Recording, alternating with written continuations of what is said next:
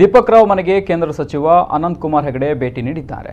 ಕಾಟಿಪಳ್ಳದಲ್ಲಿರುವಂತಹ ಮನೆಯಲ್ಲಿ ದೀಪಕ್ ರಾವ್ ಕುಟುಂಬಕ್ಕೆ ಸಾಂತ್ವನವನ್ನ ಹೇಳಿದ ಸಚಿವರು ದೀಪಕ್ನ ತಮ್ಮ ಸತೀಶ್ಗೆ ಕುದುರೆಮುಖ ಅದಿರು ಕಂಪನಿಯಲ್ಲಿ ಉದ್ಯೋಗ ದೊರಕಿಸಿ ಕೊಡುವಂತ ಭರವಸೆಯನ್ನ ನೀಡಿ ಸೋಮವಾರದಿಂದ ಕೆಲಸಕ್ಕೆ ಹಾಜರಾಗುವಂತೆ ಸೂಚಿಸಿದ್ದಾರೆ.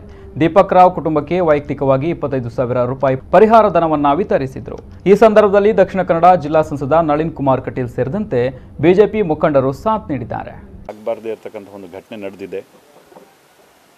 ದೀಪಕ್ನ ಮನೆಯ ಜೊತೆಗೆ ನಾವೆಲ್ಲರೂ ಕೂಡ ಇದ್ದೀವಿ. ಇದರ ಜೊತೆಗೆ ಸುದ್ದಿ ಬಂತು ಮನೆಯಲ್ಲಿ ದುಡಿಯುವಂಥವ್ರು ಯಾರಿಲ್ಲ ಅಂತ.